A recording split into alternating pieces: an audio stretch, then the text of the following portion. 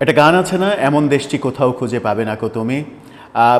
সেই গানটাকে যদি এইভাবে রূপান্তর করা যায়, এমন বাবাটি কোথাও খুঁজে পাবে না কো তুমি, তাহলে কেমন হয়? বাবারা সাধারণত কেমন হন? বাবারা সাধারণত সন্তানদের আগলে রাখেন, বুকে আগলে রাখেন। বাবারা সন্তানদের গায়ে এতটুকু ফুলের আঁচড় যেন না পড়ে সেই চেষ্টা সর্বক্ষণ করেন। সেই শিশুকাল থেকে একটা সন্তানকে বুকে পিঠে করে যেভাবে লালন পালন করেন বাবারা, একটা বাবাকে নিয়ে অনেকটা একটা গানও এক সময় লিখেছিলাম যে বাবারা অনেকটা বেলের মতো, বাহিরটা খুবই শক্ত আবরণ মনে হয়, টোকা দিলে মনে হয় যে অনেক শক্ত, অনেক রাগী একটা মানুষ, কিন্তু ভেতরে অসাধারণ মোলায়েম সুন্দর বেলের শ্বাস পাওয়া যায়। বাবারা মূলত সেরকমই। কিন্তু হঠাৎ করেই যদি বাবাদের রূপটা এমন হয় যে বেলের মতো বাবা, ভেতরটাও বেলের মতো, এমনটা হয়ে গেল যে বহিরাবরণে বেলের মতো কিন্তু ভেতরটাও একেবারে বেলের যে শক্ত বহিরাবরণ সেরকমটা ভেতরটাও হয়ে গেল, তেমন বাবা কি আমরা দেখেছি এ সমাজে? কিংবা তেমন বাবা কি হওয়া উচিত?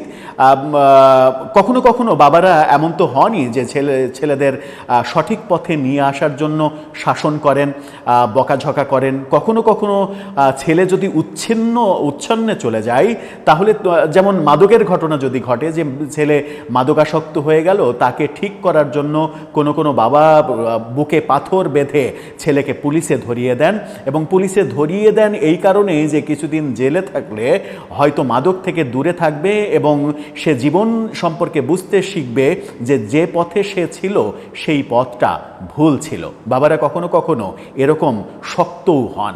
তেমনি একটা বাবার দেখা পেলাম আমরা গণমাধ্যমের খবরের মাধ্যমে, যে একজন বাবা তার সন্তান, রাজনীতি করা তার সন্তান, সেই সন্তানকে পুলিশের হাতে তুলে দিলেন। তখনই প্রশ্ন আসবে, বাবা কি তাহলে ভিন্ন আদর্শের রাজনীতি করেন, নাকি বাবা ছেলের জীবনের আশঙ্কা করছেন, বরং পুলিশের কাছে থাকা কিংবা জেলে থাকাই প্রাণে বেঁচে থাকার মতো সেরকম আশঙ্কার কারণে তিনি পুলিশে ধরিয়ে দিলেন? তেমনটা কি গল্পটা আসলে ভেতরে কি রয়েছে সেটা একটু বোঝার চেষ্টা করবে এই ভিডিওতে। থাকবেন পলিটিক্স টিভির নিয়মিত আয়োজনে।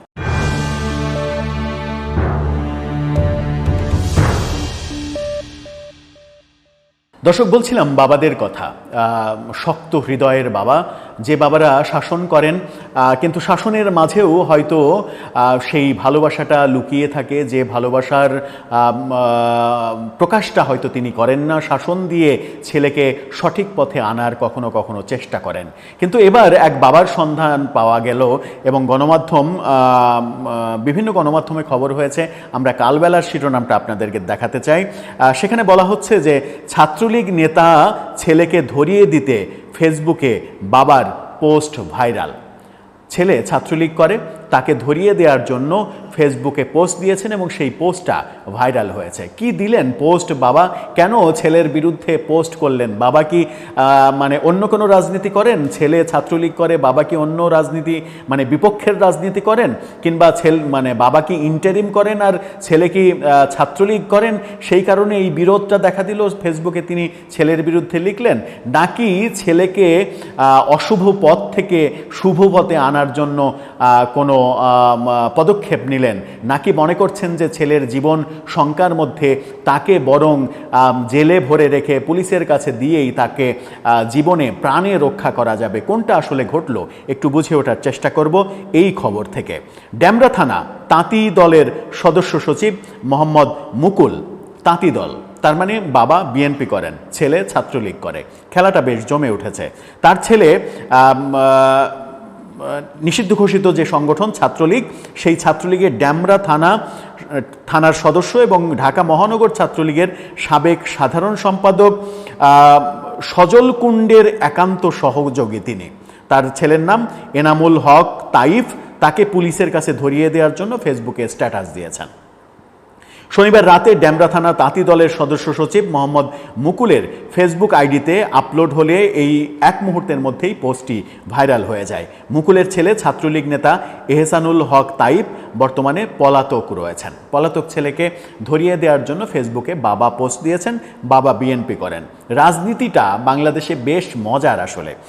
ফেসবুকে দেওয়া এক স্ট্যাটাসে মুকুল স্পষ্ট ভাষায় লিখেছেন, তার ছেলে এহসানুল হক তাইব বিগত স্বৈরাচার শেখ হাসিনার আমলে ছাত্রলীগের দুর্ধর্ষ ক্যাডার সজল কুণ্ডের সঙ্গে মিলে নানা ধরনের অপরাধমূলক কর্মকাণ্ডে জড়িত ছিলেন।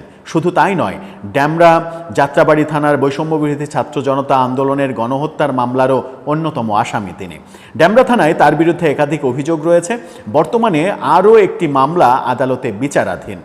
এই প্রেক্ষাপটে মুকুল সামাজিক যোগাযোগ মাধ্যমে সবাইকে আহ্বান জানিয়েছেন, যেই তাকে খুঁজে পান তাকে যেন আইনের হাতে তুলে দেন। সন্তানের প্রতি অগাধ মমতা থাকলেও মুকুল গণমাধ্যমকে বলেছেন, দেশের স্বার্থে, সমাজের শান্তি ফিরিয়ে আনার স্বার্থে আমি কোনো অন্যায়কে প্রশ্রয় দিতে পারি না। অপরাধী আমার সন্তান হলেও সে অপরাধী। তার এই অবস্থান সামাজিক যোগাযোগ মাধ্যম ফেসবুকে আলোচনার জন্ম দিয়েছে। অনেকে একে রাজনৈতিক ও সামাজিক অঙ্গনে এক বিরল দৃষ্টান্ত হিসেবে দেখছেন, যেখানে একজন নেতা ব্যক্তিগত স্বার্থ নয় বরং সমাজের স্বার্থকেই বড় করে দেখালেন। এই ঘটনায় বিএনপির স্থানীয় পর্যায়ে তীব্র আলোড়ন সৃষ্টি হয়েছে। ডেমরায় দীর্ঘদিন ধরে দলীয় কোন্দল ও গ্রুপিংয়ের খবর থাকলেও এবার তাঁতি দলের একজন নেতা প্রকাশ্যে নিজের সন্তানের বিরুদ্ধে অভিযোগ তোলায় বিষয়টি নতুন মাত্রা পেয়েছে।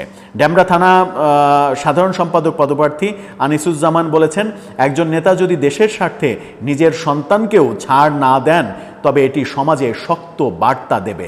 অপরাধী যেই হোক তাকে আইনের কাঠগড়ায় দাঁড়াতেই হবে, সে যতই ক্ষমতাশালী প্রভাবশালী পরিবারের সদস্য হোক না কেন। এই যে প্রশংসা এবং বাবার ফেসবুক পোস্টটা আপনারা দেখে নিতে পারেন। সেখানে ক্যাডার যাকে বলছেন তার সঙ্গে ছবি সহ তার ছেলেকে নিয়ে পোস্ট দিয়েছেন। এখন ব্যাপার হচ্ছে যে যেভাবে ব্যাপারটা প্রশংসা হচ্ছে, কেউ প্রশংসা করছেন যে একজন রাজনীতিবিদ, বিএনপির রাজনীতিবিদ, তিনি নিজের দেশের কথা চিন্তা করে, সমাজের কথা চিন্তা করে ছেলেকে পর্যন্ত কোরবানি দিতে প্রস্তুত হয়েছেন এবং ছেলেকে পর্যন্ত কোরবানি দিতে পিছপা হননি। এটা খুবই মধুর একটা দৃষ্টান্ত, খুবই ভালো দৃষ্টান্ত। এটাকে প্রশংসা করতেই হবে। সমাজের স্বার্থে তিনি এই ভালো কাজ করছেন। কিন্তু অপরপক্ষে যারা ছাত্রলীগের কিংবা আওয়ামী লীগের লোকজন, তারা কি বলবে? তারা কি এটা বলবে যে, ব্যাপারটা খুব মজার, তারা কি এটা বলবে যে মানে নিজের দলে নিজের পদ পাকাপোক্ত করার জন্য কিংবা নিজের জায়গাটা পাকাপোক্ত করার জন্য, বড় নেতা হওয়ার জন্য ছেলের বিরুদ্ধে এই ধরনের পোস্ট দিয়ে কিংবা ছেলেকে পর্যন্ত রাজনীতির জন্য কোরবানি দিচ্ছেন একজন বাবা? এর চাইতে নিষ্ঠুর বাবা আর হতে পারে না। সমালোচনাটা কি তারা এভাবে করবেন নাকি আরও ভিন্নভাবে করবেন? সেটা মানে যার যার নিজের ব্যাপার। বিএনপির লোকজন বলবে যে তাদের দলের নেতা এত মহৎ যে দেশের স্বার্থে ছেলেকে পর্যন্ত বিসর্জন দিচ্ছে। আওয়ামী লীগ ছাত্রলীগের লোকজন বলবে একজন বাবা এত পাষাণ যে তার নিজের রাজনীতির জন্য, নিজের রাজনীতি পাকাপোক্ত করার জন্য ছেলেকে বিসর্জন দিতেও দ্বিধাবোধ করছে না।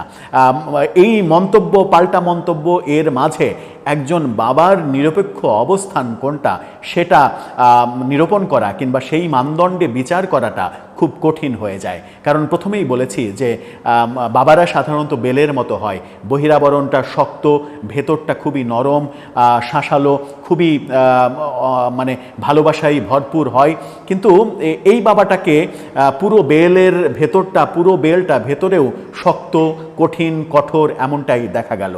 তার পেছনে যদি দেশাত্মবোধ, দেশের প্রতি মমত্ববোধ, যেটা তিনি বলছেন যে দেশের প্রতি মমতার কারণে তিনি এই কাজ করছেন এবং তার সন্তানকে তিনি নিজে অপরাধী বলছেন, তার এখন কর্ম এটা হওয়া উচিত যে তার সন্তান কি অপরাধ করেছে, কোন কোন মানুষের ক্ষতি করেছে, সেই ব্যাপারগুলোও মানে সামনে নিয়ে আসা এবং যতদিন ছেলে ছাত্রলীগ করেছে এবং অপকর্মগুলো করেছে ততদিন পর্যন্ত ছেলেকে আশ্রয় প্রশ্রয় দেওয়ার জন্য বাবাকেও কাঠগড়ায় দাঁড় করানো যায় কিনা সেই হিসাবও হয়তো অনেকে করতে পারবেন। তবে ব্যাপারটা খুবই ইন্টারেস্টিং।